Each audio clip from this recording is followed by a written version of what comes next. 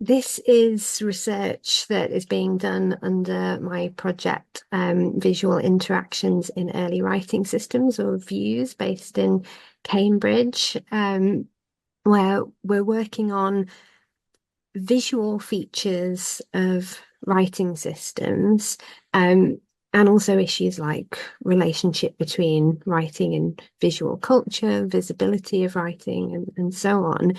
There are case studies mostly concentrate on the pre-modern world, but we have a very broad outlook. And we also host the Endangered Writing Network, which will be sort of relevant later. Um, Now, I've introduced this paper as being about the notion of fit. Probably the type of fit that we're most used to thinking about is linguistic fit.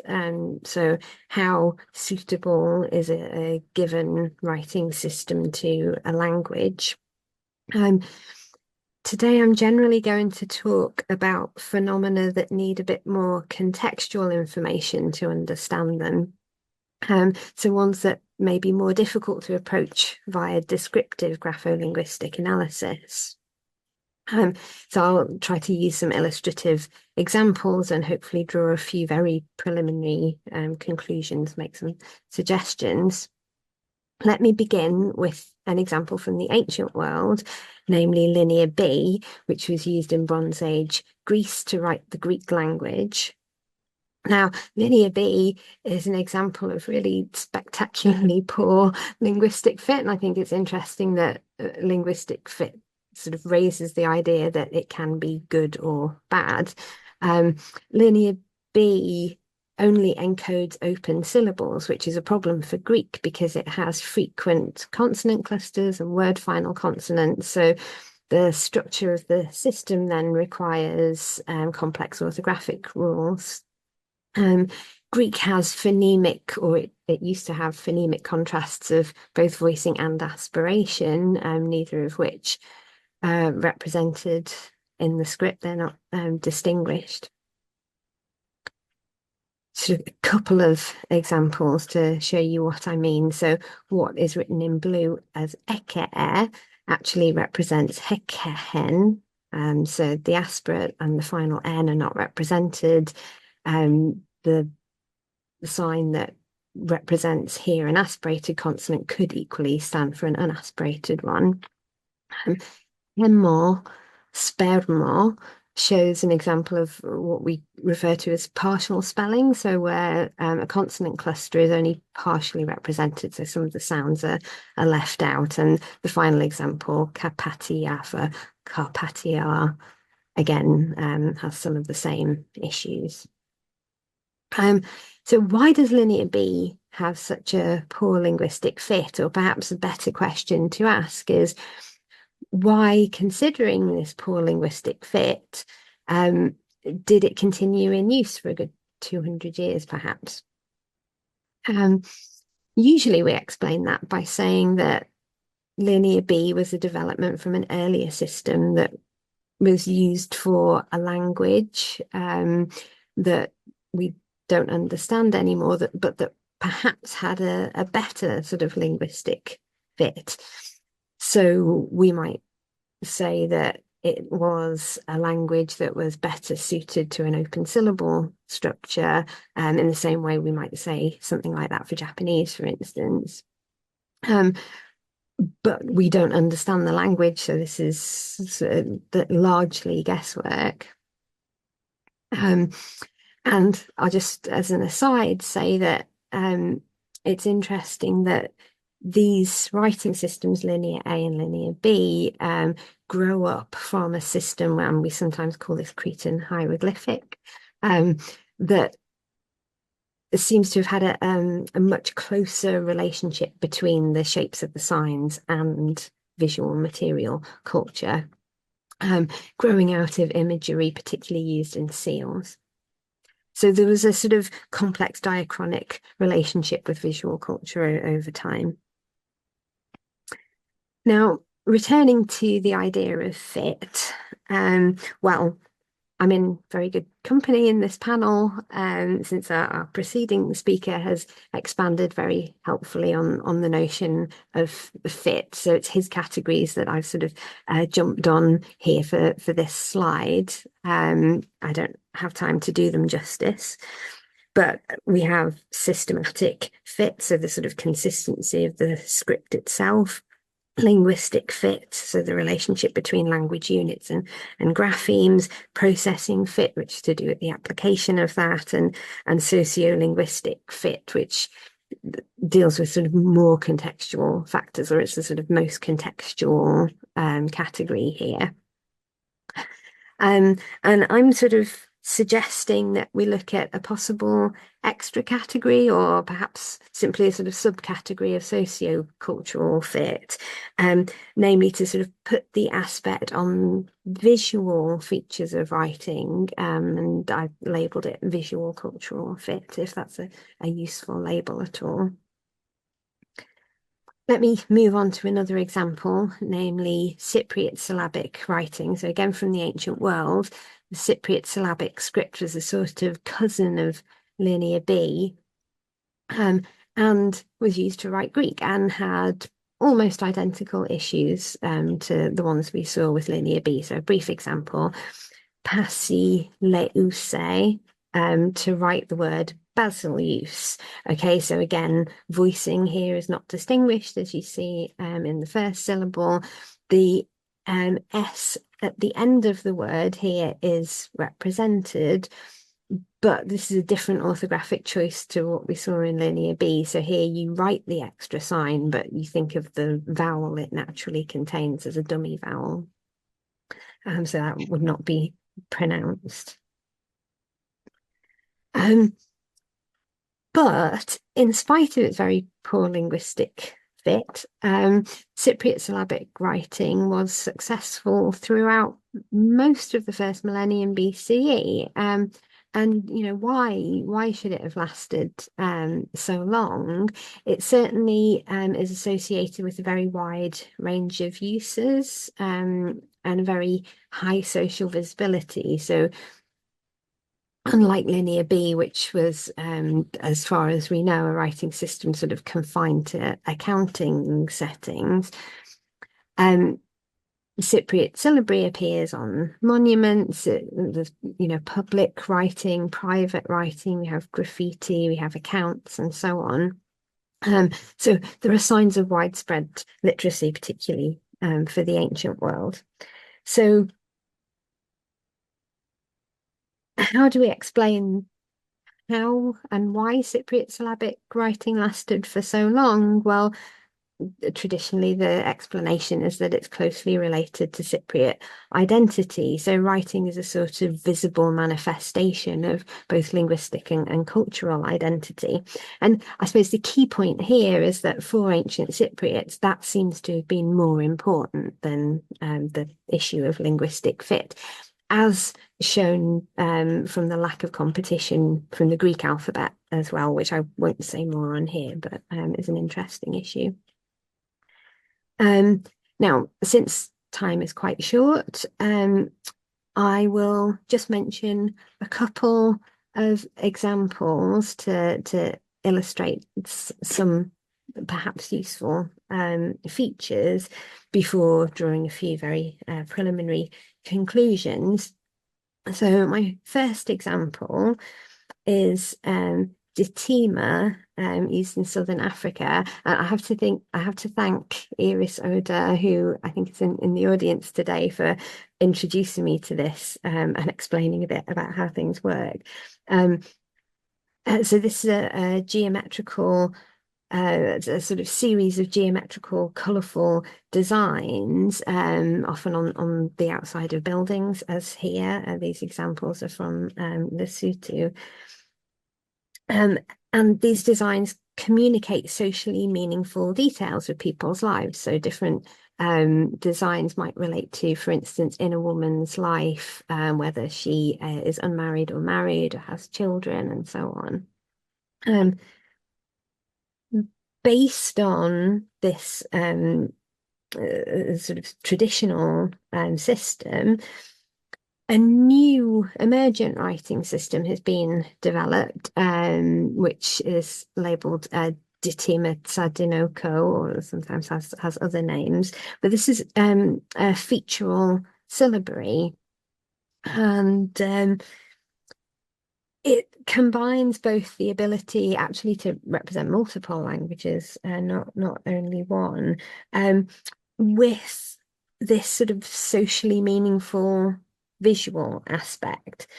So we could say here that we have a sort of social advantage, perhaps, and here a new system that is based on and works very well with visual culture. And I'll briefly also mention another example in Sibidi, so from West Africa. And again, here we have a traditional, socially meaningful, communicative system. So a close tie with visual culture. There is actually increasing interest, I think, in how the symbols represent language. Got here an example courtesy of Jordan Williams of Ekobio, which represents brotherhood and is a sort of ligatured, if you like, logogram from sort of two people together. So this is a sort of heritage system, which again closely relates to visual culture. The next example comes from Central America. So to Mayan languages. Now there is still a kind of symbolic association with actually the Mayan hieroglyphic script. So here the Mayan League logo uses Mayan hieroglyphic signs.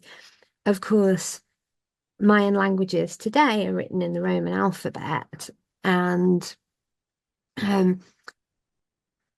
modern orthographies feature a very strong desire to distance from particularly Spanish colonial orthographies. And you only have to look at this example from Cachiquel to see the different ways in which K's and Q's and C's and CH's are being used. So in this case, there's a sort of visual distancing, but done via orthography rather than the shapes of signs. And then final example here is Arvanitika, which is an endangered language actually related to Albanian, but spoken in Greece. And although it's rarely written down, the preference for speakers is very much to use the Greek alphabet, so the locally dominant script, because that means that it looks like a real language. So for them, that is sort of visually important. Okay, so tying these threads together, I think it's important to appreciate the sort of complexity of some of these links between visual aspects of writing and socio-cultural factors. And I think those necessitate a variety of approaches, for instance, sociological and anthropological approaches. So it really is an interdisciplinary endeavor to try to bring these less easily described aspects into the broader study of grapholinguistics. And I think perhaps I will come back to this slide, but trying to sort of think about a range of parameters here might also help us to explain some mixed cases, such as Carian in the ancient world, so the Carian alphabet used for an Anatolian language. It looks very much like the Greek alphabet. But actually, the signs have a very different grapheme to phoneme mapping, as you can see from the D that looks like a sort of lunate gamma, or the delta looking sign that represents an L, the epsilon looking sign that represents a kind of U, and so on. And then a sort of slightly different kind of example, Cherokee um, utilizes Roman letters, but with different values and also within a syllabic system. But these Roman letters are part of a system that overall is visually very distinctive. Okay, and this is my final slide. I just want to sort of try to briefly link a couple of these things together. So I'm not particularly attached to the way that I've laid these out here, and they're certainly not meant to be in any way exhaustive. But I think one aspect we can look at is visual appearance. Now that could relate to broader visual culture. It could relate to what other writing systems look like. It could relate to orthographic choices, as we saw with Mayan. Um, Distinctiveness is sort of another aspect. So is it highly motivated to appear different from other languages, or maybe highly unmotivated, as we saw with our Venetica? And visibility is another factor that interacts with the first two sort of sets of categories. So um, is this being used in education? Who is using the writing system? Is it displayed? Where do people see it? Where do they interact with it visually? And conversely, is it restricted in usage? Are there any sort of groups that's particularly associated with, or functions that's particularly associated with? And finally, I think it's important to think about the application of this kind of endeavor. So I'm particularly interested in links with the success or the sustainability of a writing system. So we've seen sort of the potential of links with identity.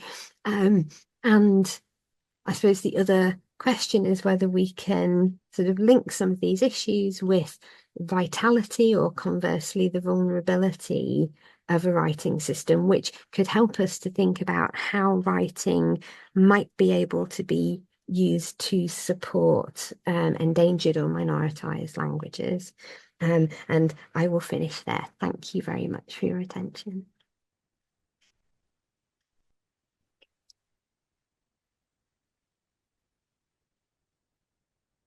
Questions? Yes, nothing. Yes, I have a question. You mentioned that the kids continued to use one script when another was available also. My understanding would be that a big reason for that is that writing systems are very conservative in many aspects, yeah?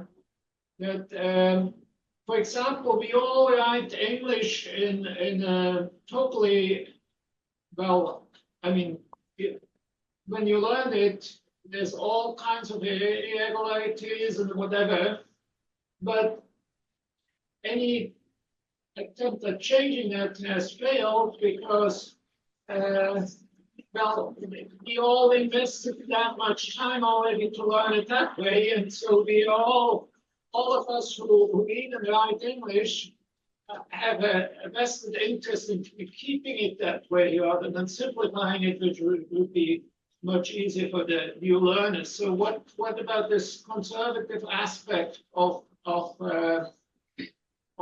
writing use? Yeah, I think you're absolutely right. And I suppose it very much depends who you're talking about.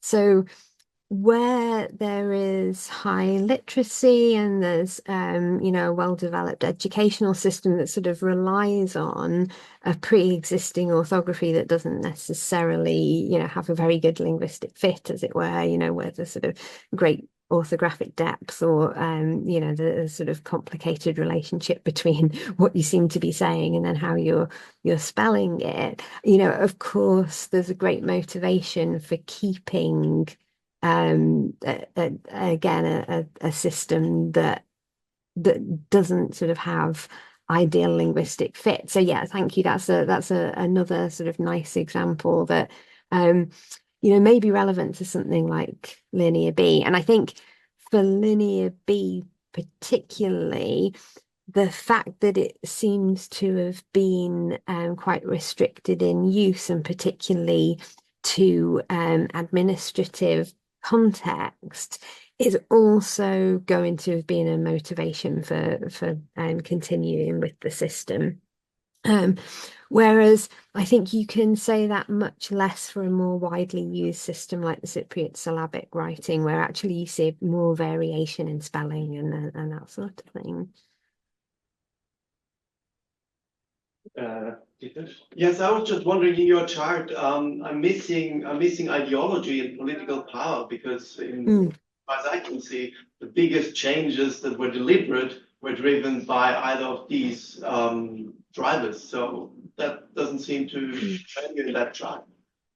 No, that's a very good point, actually. And I think the sort of motivation for changes really, really matters. And, if we look at the world today and the extent to which minoritized languages, for instance, are represented, you see a very sort of different situation. So as you say, political power, kind of top-down changes are clearly a very important motivation and a very important sort of driving force behind change. Sometimes those are the most successful ones because they have power and money behind them, and the power to institute educational programs and so on.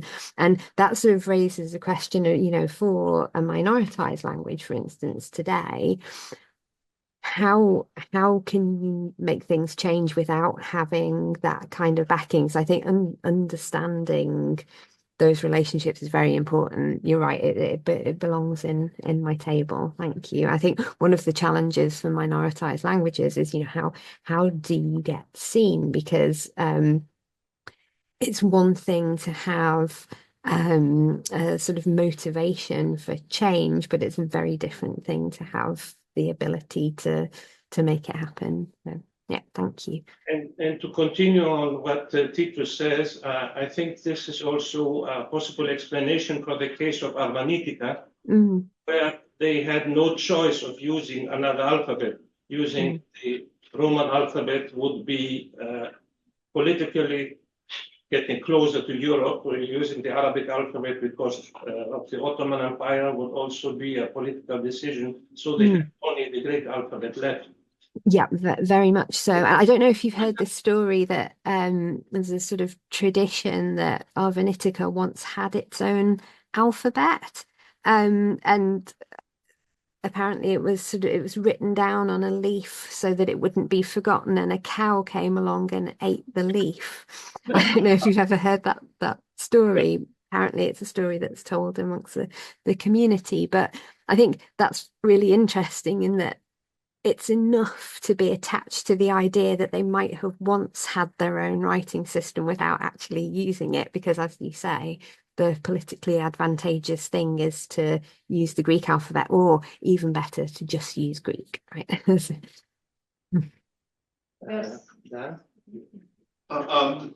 PhD student, Logan Simpson, has just published a paper on this very topic. He looks at in visual language. 16, maybe 20 recently invented scripts for minority languages, and finds that in all of them, there are elements of the visual cultural, the visual culture of the language informing the invention of letters. But the study is more about proof of principle, showing that lots of scripts do this. What he's yet to do is to go and look at any individual scripts. Well, no, he's looked at a couple, but more broadly, when you look at individual scripts in depth, how thoroughgoing a principle is the use of visually ambient culture to inspire letter forms. Have you got any insight into that from the cases you've looked at? So I'm not sure if I have any extra insight yet, but it's something that I want to look into more. I think Logan's doing some great work there, and I know Piers Kelly has also looked at some of these issues of kind of inspiration from wider visual culture in emergent writing systems. I suppose one issue that I haven't really sort of said anything about is the take up of the writing system. And there are some very good examples of emergent systems that have started to have very good take up. I'm thinking of something like Adlan, for instance, though that is not a script that I think has particularly close relationship with sort of visual culture, but it is visually distinctive. But yeah, I think looking at take up and sort of how systems like this might sort of inspire education. So, I suggested that they might have a sort of social cultural advantage. I think it's one thing to say, well, that motivates people to try and learn it. It's another thing to say that it actually influences literacy in any way. And what I'm sort of interested in looking at as a follow-up, and I'm sure this will feature highly for Logan's work as well, is what does take up look like? What effect does it actually have on the community of speakers? Does it help with intergenerational transmission and so on? So I'm afraid I don't really have any answers there, but certainly it's something that I want to look at further. Thank you, Daniel. And one last question by David.